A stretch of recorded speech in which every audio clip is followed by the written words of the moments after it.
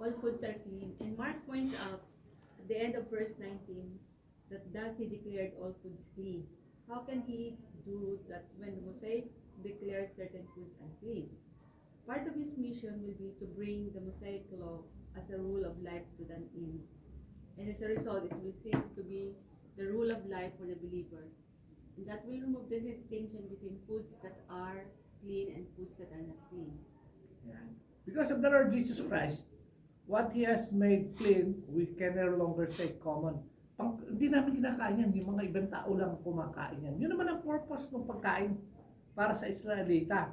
Hindi dahil mas mahal ng Diyos sa mga Israelita, kaya hindi sila pinakakain ng baboy, or mas mahal ng Diyos dahil ang gusto niya malinis sa mga Israelita, hindi.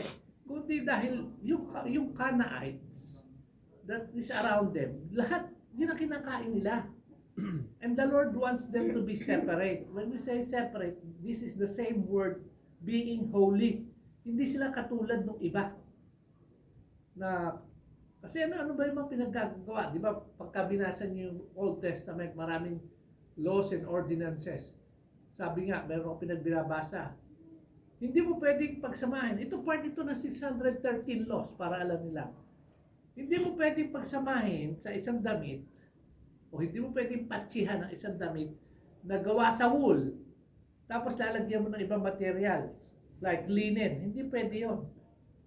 Hindi sila pwede mag-combine. Part ng law. And yet many people, ang law lang sa kanila is yung specific. Oh, yung food. Bawal sa Biblia kumain ng ganyan kasi bawal yan, sabi sa Biblia. And yet, it's not the food. Sabi nga dito, it's not the food that defiles the man. What you put in. Ba't nagsimula ang usapan sa paghuhugas ng kamay? Kasi sa kanila, ano yung mga rule of thumb nila? Kung kakain ka, kailangan mo muna maghugas ng kamay. Paano ngayon kung yung makukunan mo ng tubig is 2 miles away? Hindi ka pa rin pwede kumain, kailangan maghugas ka muna. Ganun ka-strict ang mga Pariseo. When the apostles were eating without cleaning their hands, ganun lang, Panginoon. Yung tanong nila was just to trap the Lord Jesus Christ. If He is following what? The traditions of the elders. The question is not about following the Mosaic law. The question is that why don't your disciples follow the tradition of the elders? Ano yung kinapapalooban ng mga tradition of the elders? It's the Mishnah, the Rabbinic law, or the Pharisaic law. Traditions passed on by the leaders mula pa noon hanggang makarating at dumami na ng dumami. Pero sa ating mundo ngayon, sa ating mundo ginagalawan, may mga religious group na bawal kumain ng baboy. Kasi bawal daw sa Israelita yon.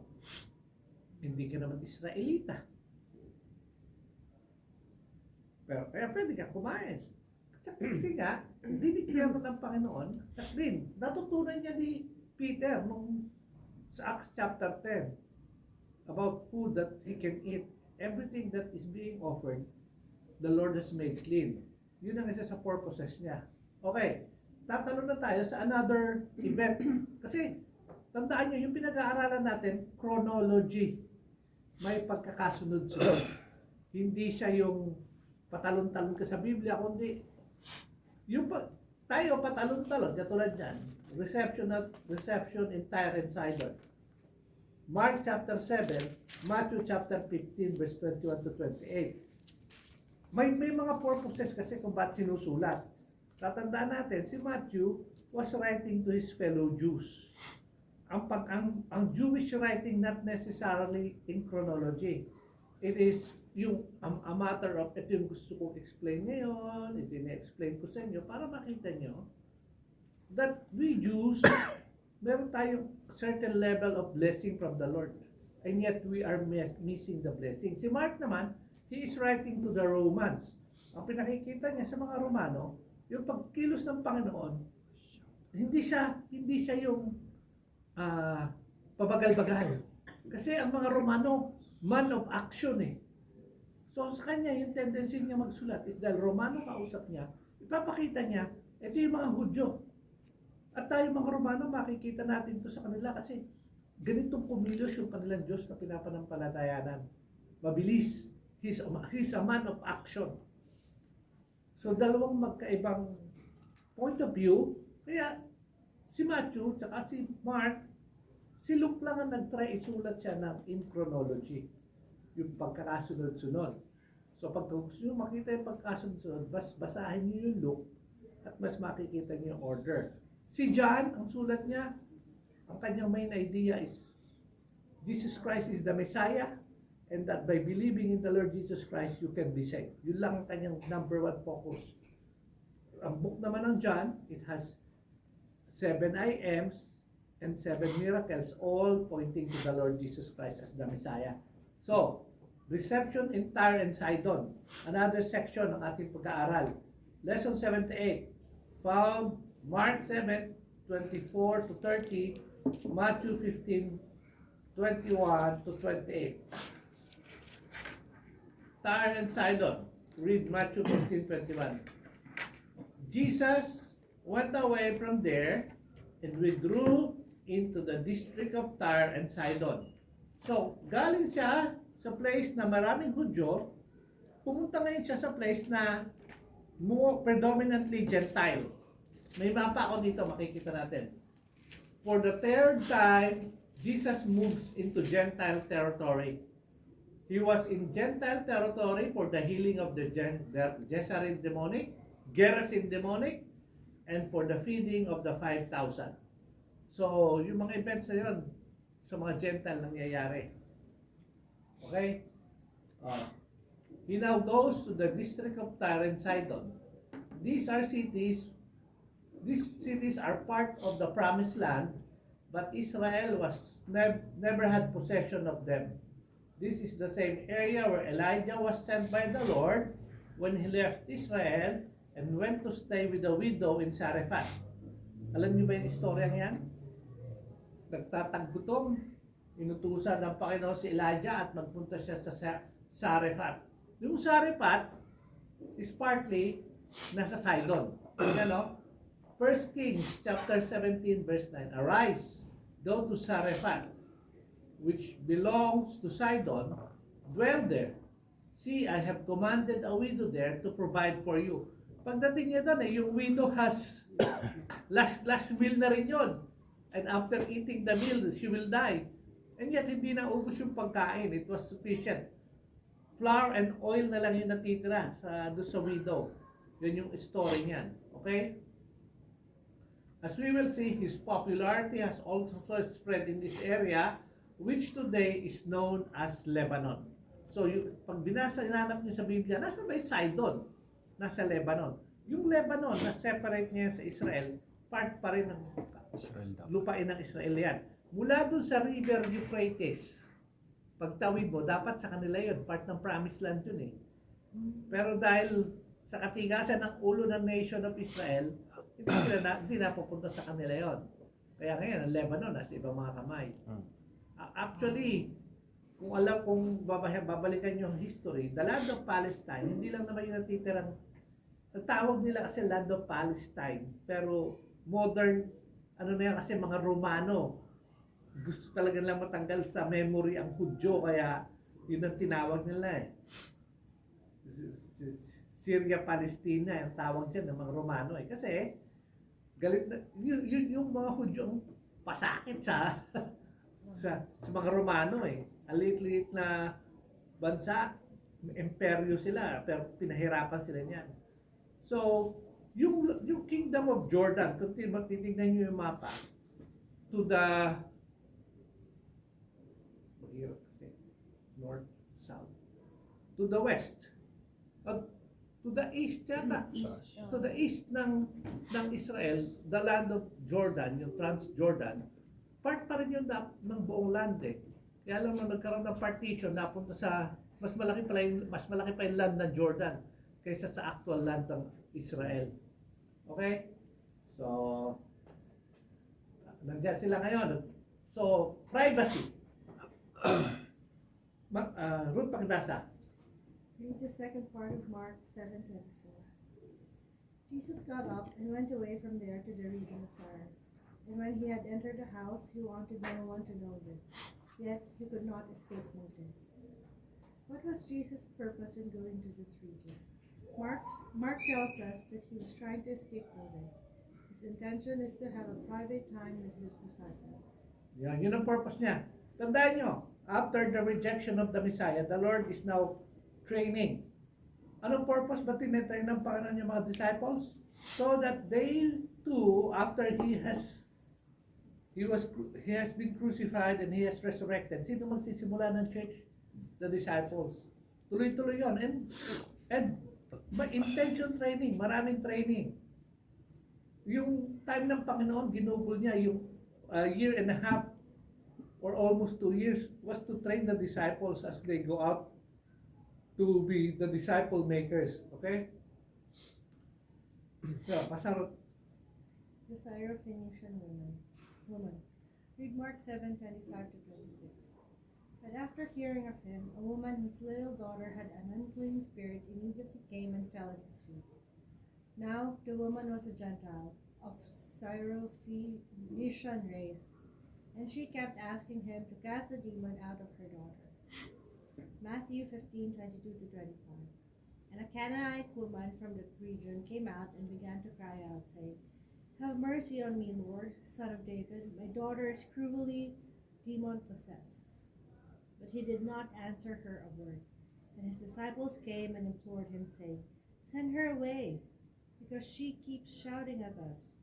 But he answered and said, "I was sent only to the lost sheep of the house of Israel." But she came and began to bow down before him, saying, "Lord, help me." Yan. Yan yung mga verses, ha? So, pag binasa niyo yan, ano ba yung Syrophoenician? Malalaman mo na, Syrophoenician is partly Canaanite siya. Sabi dito kay Mark, Greek. Ano sabi ni Mark? The woman was a Greek. Oh, kasi maraming portions. Kasi when we say Greek, maski naman si Apostle Paul, he is considered a Greek. A Syrophoenician by birth. Oh, yan. Yan. Si Paul, he was Jewish by birth, but he is what? A Roman citizen who is born sa Grecian area of Tarsus, which is partly nasa may malapit sa Syria, sa taas, malapit sa Antioch. Iba-iba, pero halo-halo. Tandaan nyo, how the population has merged. Bakit Greek? Bakit siya Greek? Gentile Greek. Kasi there was a time that the Greeks were the empire in power. Alexander. Sila yung mga pangyarihan. Okay, so maraming salin-salin lahi. So she could be now a Greek by citizenship, but she is a Syrophoenician by birth. Parang si Brother John lang. Kiwi yan eh. Pero Pilipino yan. Meron ba magsasabi ba kay Brother John, hindi ka pwedeng Kiwi? Hindi na pwedeng sabihin nyo kasi may passport siya. Pero, ang origin niya, he's a Filipino. Parang ganon. Yan, mas klaro. Mark, nakabasa yun. Here in Mark, verse 26, the word translated Gentiles. Gentile is Hellenist. Yun. Alam niyo ba yung Hellenist?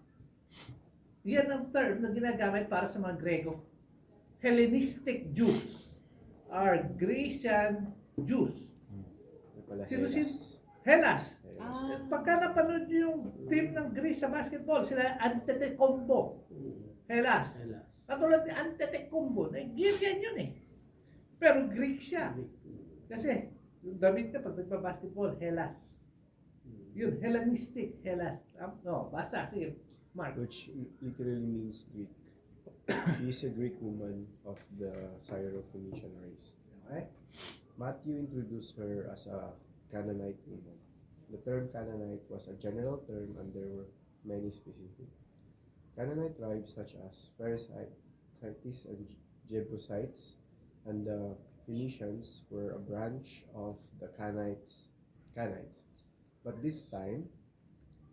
this time, it was a Greek-speaking area and not a Canaanite-speaking. Ayan, may paliwanag na. Kasi maraming Pagka meron kayo ng mga nakasalubong na mga taong pilosopo, ultimong ito, gagamitin na pilosopo eh. Pero hindi, ito mas malinaw. Makikita natin ano yung mga reasons bakit ganito sinulat ng isa, ba't ganito sinulat ng isa. Remember, yung dalawang author, may kanya-kanya silang audience. So, the kanya-kanyang audience, to a Jew who would hear that this woman is a Canaanite, ano, kung Hudyo ka, anong tingin mo sa mga Canaanites? Di ba iba? Kasi the Lord has told you to dispossess them the land. Pero ikaw, Romano, pagka narinig mo, Greek yan, medyo the place where wisdom is. Yun ang pinagmamalaki ng mga Grego eh. So they will have some respect. Tandaan nyo, this is how the authors are writing it to their audience. So kung magkaiba yung kanilang pagsusulat, pero isang person yung kanilang dinidescribe. She is a Gentile, and that is the key thing to note for what happens here. So yun ang number one term, Gentile. Kasi yung term ng Gentile, that speaks of everyone except a Jew. Tayo, Gentile tayo, Filipinos. Kung hindi ka Hudyo, Gentile ka. Yun lang distinction. Walang ibang distinct. Yung Romano is a Gentile. Yung Grego is a Gentile. Okay? Her request. Sige, Islami. What is she asking? What is she asking Jesus to do for her? As Mark records, she requests him to cast the demon out of her daughter. Notice the extra detail that Matthew gives here because he is writing to a Jewish audience. Son of David. How does she make her request in verse 22? When she hears of his presence, she comes to Jesus and says, "Have mercy on me, Jesus, Lord, Son of David. My daughter is cruelly demon-possessed." What does it mean that she addressed him this way, as Son of David? This is a messianic title, so it means that she is addressing him as Messiah and is asking for a miracle based on his messianic character. Ayan, napansin niyo ba yung pagkakasabi niya? Balikan natin. Tayo bumalik. Ayan, no?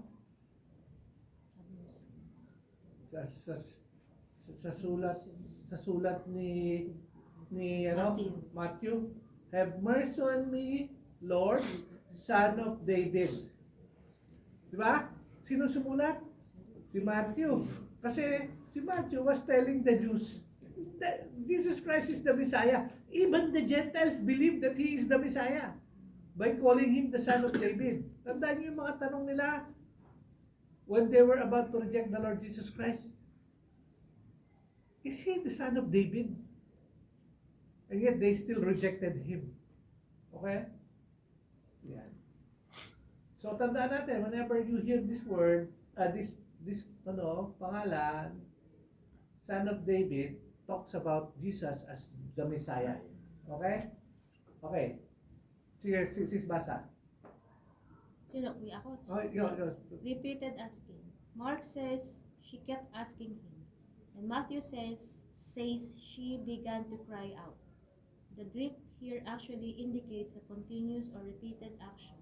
She is repeatedly asking him in these terms, but as Matthew records, he did not answer her a word. No, kahit na nagsisisigaw, kahit na nagpaulit-ulit na, kahit yun, continuous or repeated action.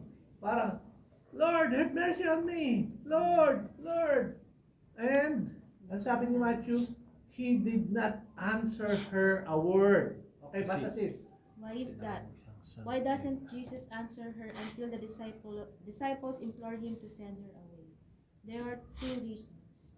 One, Israel has rejected his messiahship, and so on that basis he can do nothing for her. He will not act in his role as Israel's Messiah because he has been rejected. Two, his messiahship has intended for Israel, not for the Gentiles. For he says, I was sent only to the lost sheep of the house of Israel. Pag binalikan natin yan, at nandiyan doon sa binasa natin.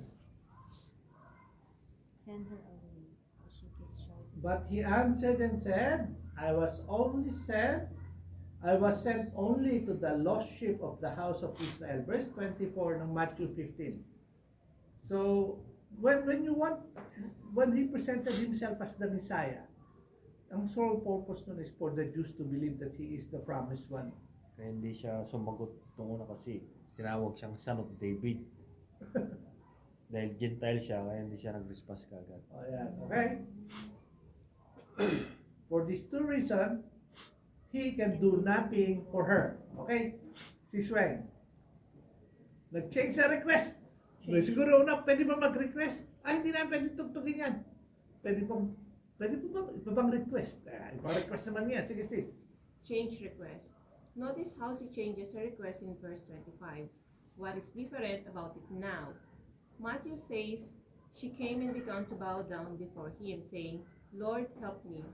To bow down here is a Greek word meaning to worship, and it's usually translated that way. See, for example, in John 4:20-24. Our fathers worship on this mountain, and you Jews say that in Jerusalem is the place where one ought to worship. Jesus said to her, Woman, believe me, the hour is coming when you will neither on this mountain nor in Jerusalem worship the Father. You worship that you do not know. We know that you worship, for salvation is of the Jews.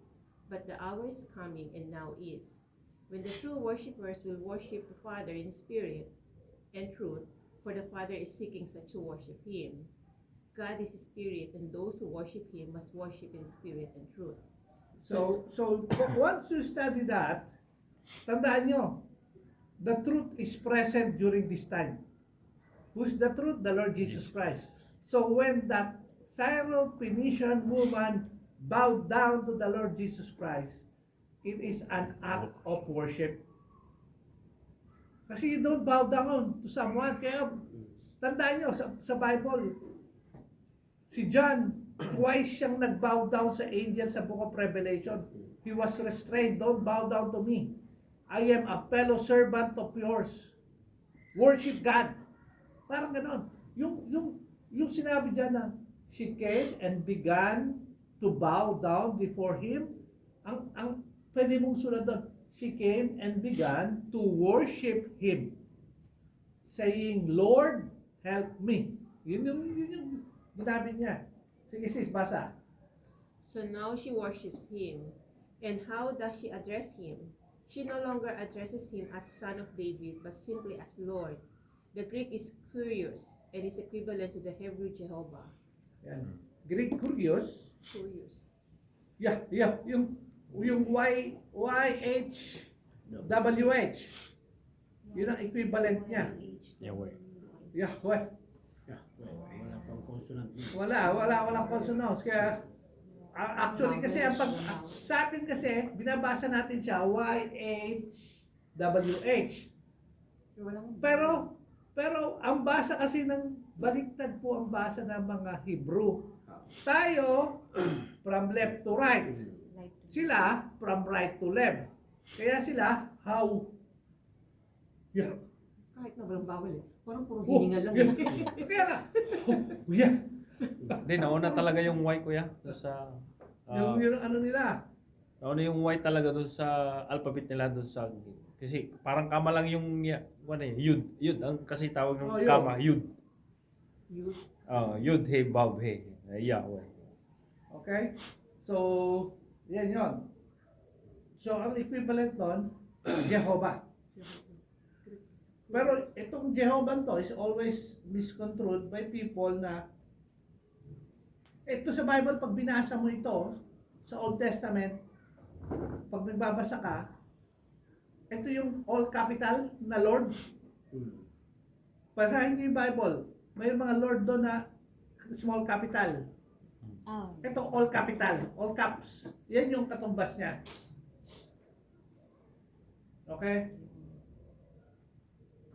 And then, sige sis, basa. And her request is simply, help me. This is a personal request for help. So now she is not coming on the basis of his messiahship, but on the basis of personal need. Yan. So, nung binago niya yung kanyang request from Son of David, nagka-cry out siya, my daughter is demon possessed, help me. Now, ang kanya nang ginawa is, bow down and call him Lord, help me. So, nagbago yung kanyang way of dealing. It was now more personal. Okay? Sige, Bro Joel, parable. Parable. Read how he responds to her new request in Matthew 15:26 to 27. And he answered and said, "It's not good to take the children's bread and throw it to the dogs." But she said, "Yes, Lord, but even the dogs feed on the crumbs which fall on their master's table." Parang bigat na parable, ano? Tandaan nyo, ha? How does Jesus gives out parables? It is yung daily occurrence ng life. Di ba? Ano yung daily occurrence? Pag binasa mo siya na mabuti, yung pagkain na kinakain ng mga anak mo, hindi mo pwedeng kunin yan at bigay mo sa aso. Tandaan nyo sa mga Jew, yung aso is Gentile. dogs. Yun ang actual term nun eh. So, kaya parable ito. Pero yung daily occurrence, yung daily buhay, halimbawa may asong paggalagala, hindi mo pwedeng kunin yung kinakain ng anak mo at ibigay mo sa aso. Pero dito, titignan nyo dito, yung children dito are mga Israelita. Ha? Yung mga dogs, Gentile. So, hindi pwedeng bigay yung pagkain para sa Israelita at ibigay mo sa Gentile. Pero ang ganda ng sagot nung babae, para mo yung binitawan ng Panginoon sa verse 26. It is not good to take the children's bread and throw it to the dogs. Dogs are the Gentiles, the children are the nation of Israel. Pero ang ganda ng sagot ng babae. But she said, "Yes, Lord." Ano yung yes, Lord? Nare-recognize niya who she is talking with. Hindi to yung sinasagot mo ng Allah, kundi meron kang pag-worship. Lord, kinikilala mo siya. But even the dogs feed on the crumbs which fall from their master's table. So, hindi naman yung actual na pagkain eh. Kundi yung yung ginagawa ng yung nalalaglag, yung mga crumbs na lang. Ang tawag-tawag natin doon, tirahan mo si Kuting para makakain siya ng mumu. Di ba? Bata ako, yun ang sabi ng lola ko eh. Ay, magsitigil kayo dahil minsan nagbabakasyon kami sa kanila. Magsitigil kayo, panilalaki kami. Kasama ng mga pinsan namin lalaki. Magtira naman kayo ng mumu. Baka panay-tinik na lang. Ibig sabihin, yung mga, may mga crumbs para sa kanila. Okay? Sige bro, basa. To make sure she has learned the point and also to see if she has faith, he responds to her with parable. The word for the dogs in the Greek means puppies. Just as food intended for the children should not be given to pets without the result that the children go hungry. Even so, it's not proper to take that was promised to Israel, the Jewish people, and give it to the Gentiles. Yan. Okay? Sige bro. Her answer continues with the metaphor and parable of and shows that she understood that he has teaching her. Yes, Lord, but even the dogs feed on the ground which fall in their master's table. In other words, she is not asking for what belongs to the Israel. She is only asking for what did extend to the Gentiles, even the Jewish covenants. Genesis 12:3. Promise that some of the benefits will extend to the Gentiles. So she is now showing that she has passed the test. She understands the truth and believes. Yan. Pumasa sa test yung babae, bata. Hindi naman niya hinihingi yung kabuuan ng para sa Israel. This is one of the misconceptions ng many churches and teachers now. They think Israel has no more part in the kingdom program and the church has replaced it. Hindi po. God has a plan for Israel and God has a plan for the church. Hindi siya magkalaban. In fact, sa loob ng church, There would be Jews and Gentiles together as one body. There will be no more divisions. And yet, the remnant Israel, kung hindi po tinanggap ang Panginoon ngayon, God still has a plan for them. Kaya lang yung plan would be during the day of the Lord, the day of Jacob's trouble, or the Lord's day. Ano yun? Sa tribulation period. Doon talaga yung mga matitigas ang ulong Hudyo makakakilala sa Panginoon. Pero this time, hindi po nire-reject pa ng Panginoon ang Hudyo. Yung sa atin, anong blessing lang nadamay tayo? Yung blessing na promise kay Abraham. Pabasa bro, meron ka dyan, Genesis chapter 12 verse 3. Hindi ko na isulat dito eh. Pero ito yung blessing. Why it is extended to the rest of the world. I will bless those who bless you. I will curse him who curse you. And in you all the families of the earth shall be blessed. In you. Tandaan natin, Abraham is the father of the Jewish nation, and to the believers, he is the father of our faith. And in you And in you, all the Sin- families. sino ang mable-bless through Abraham? Yung kapwa niya ba Hudyo lang? Hindi. All the families of the earth will be blessed. Ito yung hinihingi lang nung Syrophoenician woman, the blessing, the crumbs, which eventually, ang ganda ng pagkaka-explain dyan ni Apostle Paul. Israel is the olive tree. We were grafted in the olive tree.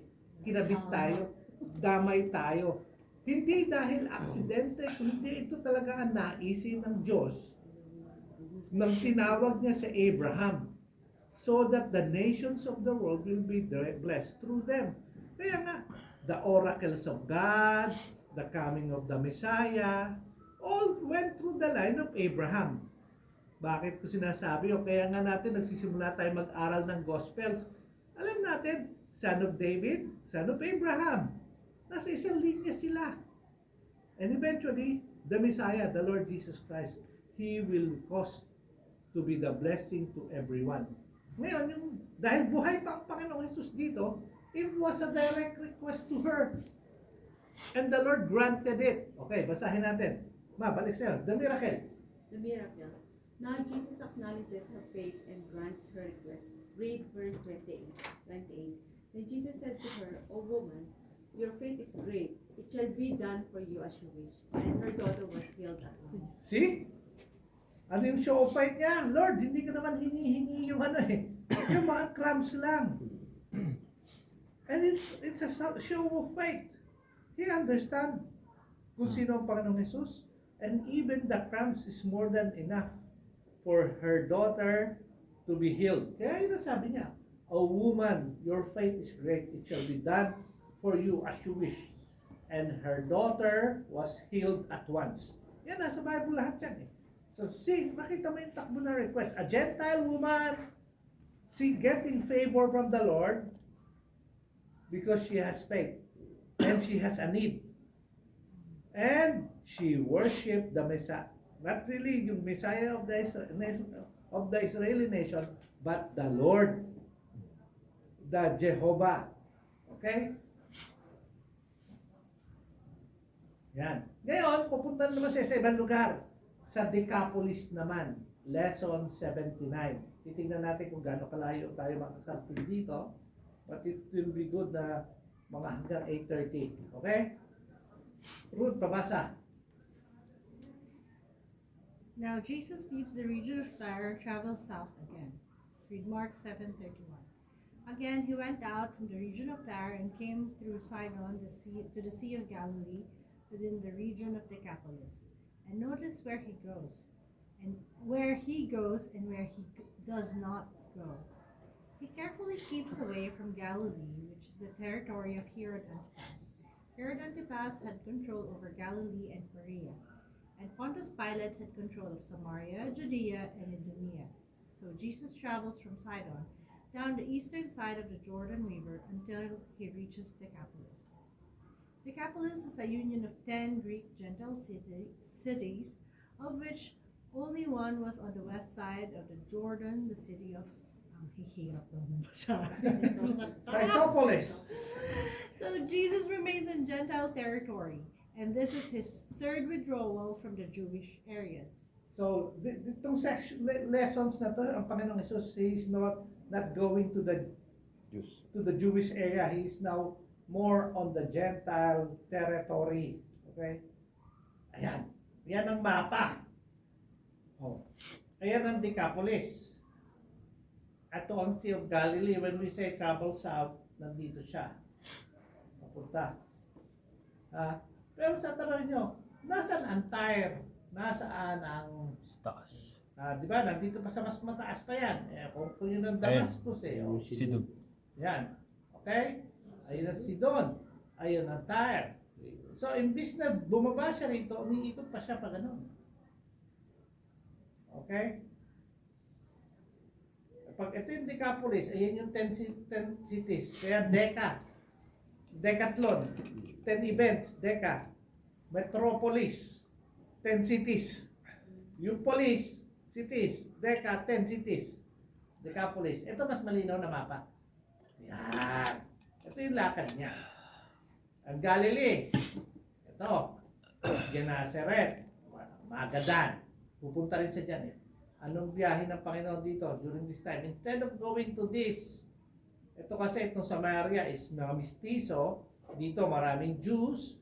Dito ang dito, sino namamahala? Si Poncio Pilato.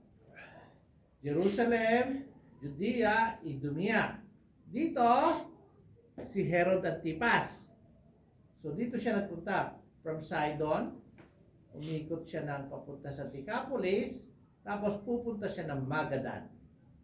Tapos pupunta na naman siya ng Phoenicia. So when you say Syro-Phoenician, ito yung lugar, Phoenicia. Yan Yan yung mga pangalan ng mga places during those times. Okay? Ito, maliit na to.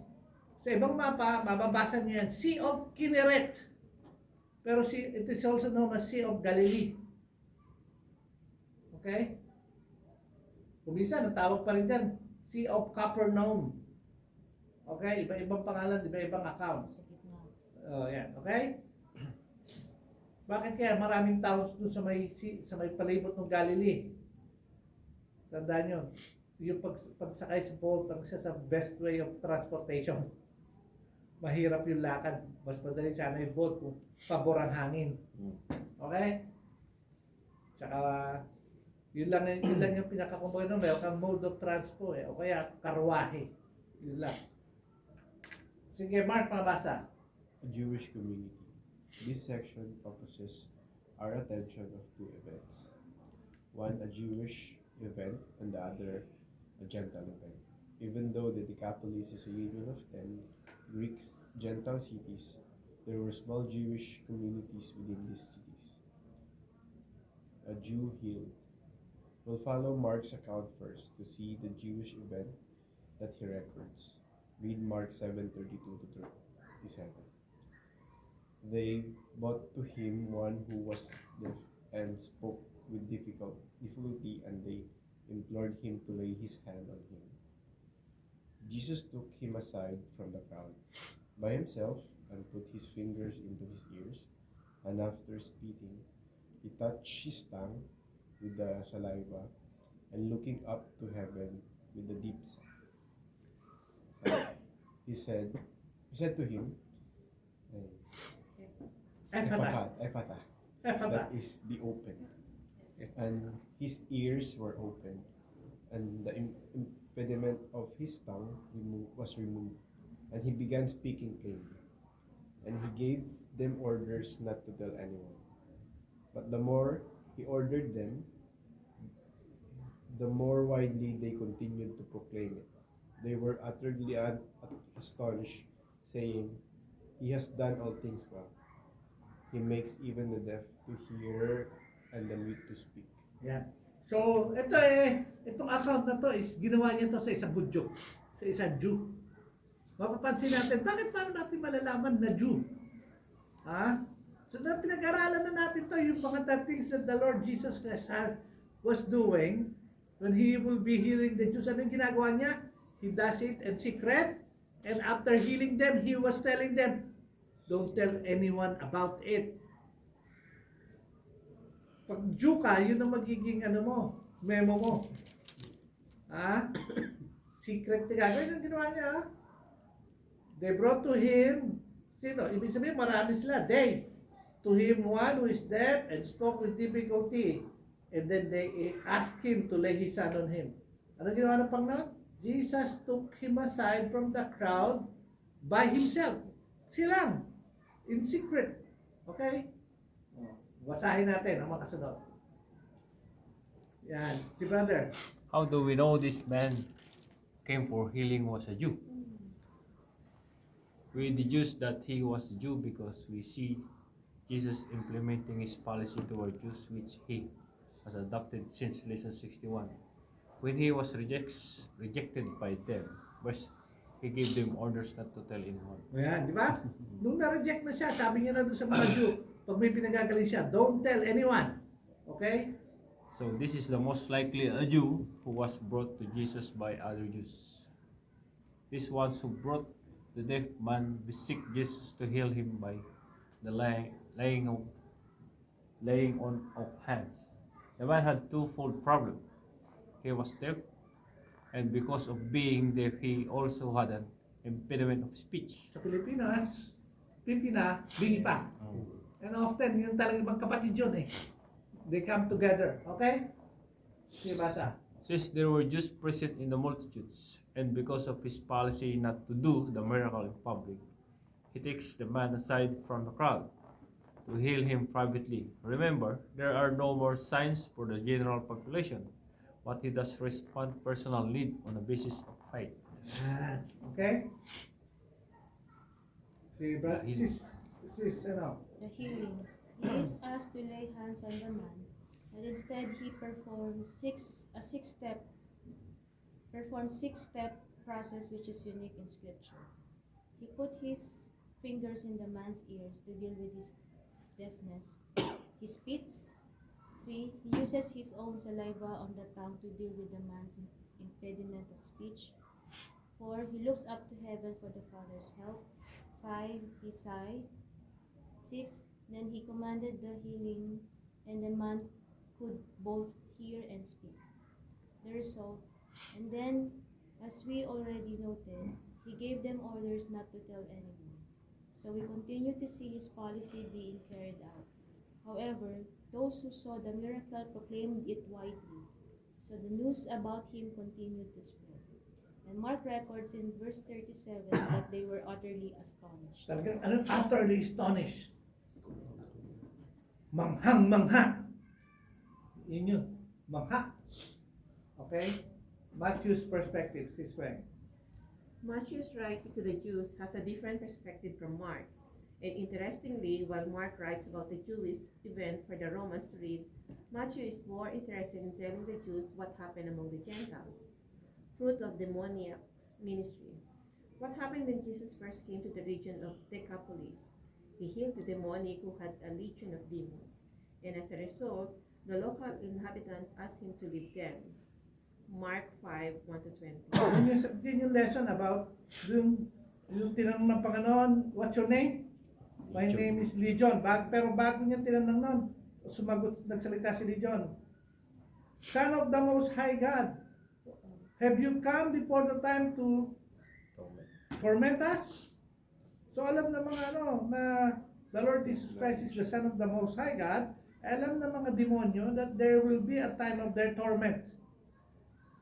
And when the Lord Jesus came to the man, he asked him, what's your name? And he answered, Legion. And pag pinagbalikan mo yung story yon, yung mga tao, bakit siya pinalis? Kasi yung Legion was sent to the what? To the pigs. And the pigs all went down to the ravine. Nasira yung negosyo na may piggery. So when people came, they wanted him to go. Pero hindi natapos ang ministry doon. Sige, basa bro. And remember that he sent the man back to his people to report to them what great things the Lord has done for him. And he went away, began to proclaim in Decapolis what great things Jesus had done for him. And everyone was amazed. Yan. Yan yung last portion ng Mark chapter 5. verses 1 to 20. Ayan yung story ng gathering demonic. Naging misyonero siya sa Decapolis. Ngayon, nung bumalik ang Panginoon sa Decapolis, may bunga na yung kanyang yung ministeryo na itong dating tandaan nyo, gusto niya sumama sa Panginoon. Pero inutusan siya na parang bumalik ka sa inyong pamilya, sa lugar mo at i-declare mo yung ginawa ng Diyos sa iyo. Yun. Ang yung lugar niya, Decapolis.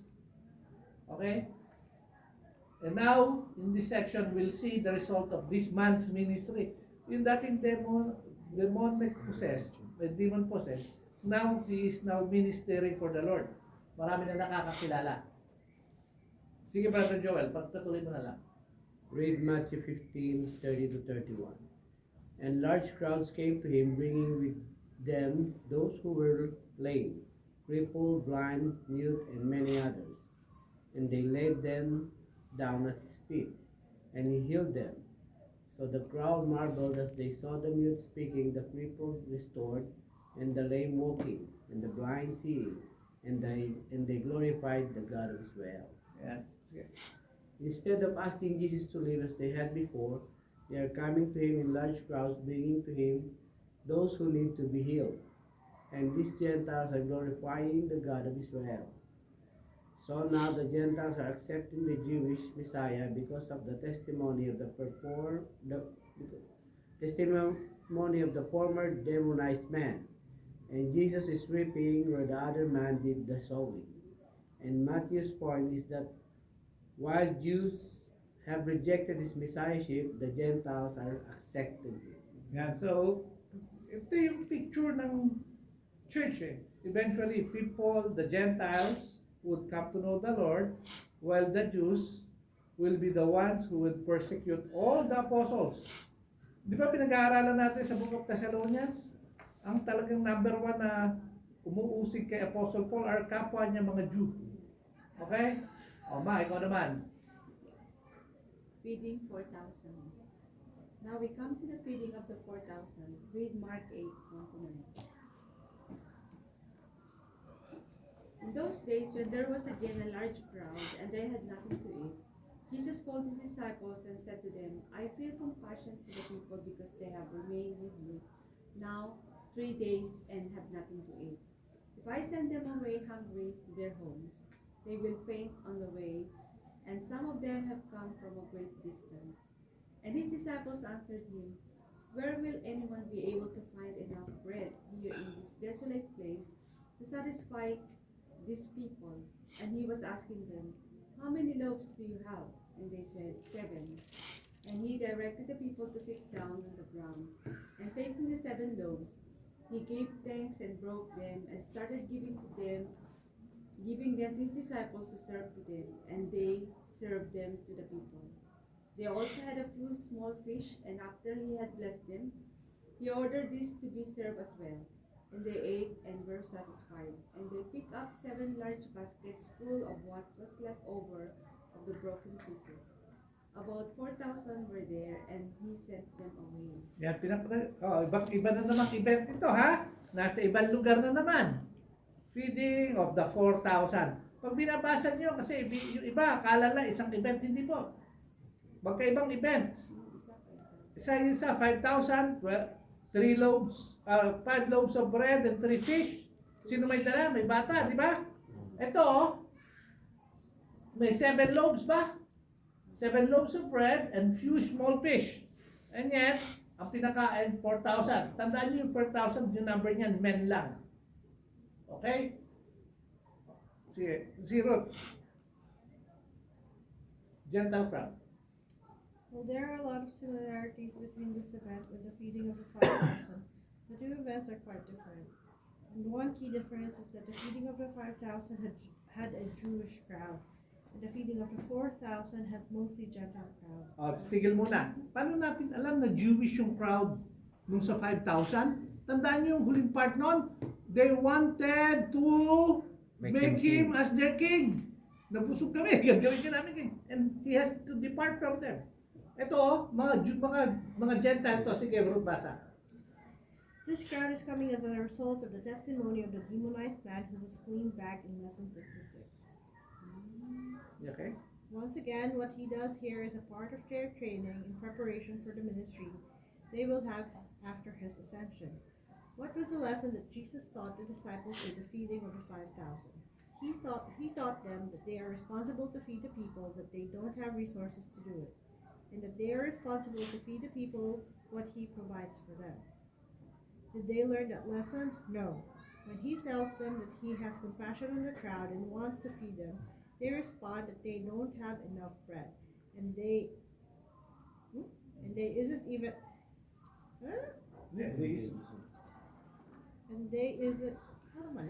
there isn't even enough bread in this desolate place to satisfy these people. Their response shows that they failed to learn the lesson of the feeding of the 5,000 that Jesus can provide in these situations. Okay, Mark. The miracle. Once again, he takes the loaves and the fish, give thanks, breaks them, and gives them to the disciples to distribute to the crowd until they were all satisfied.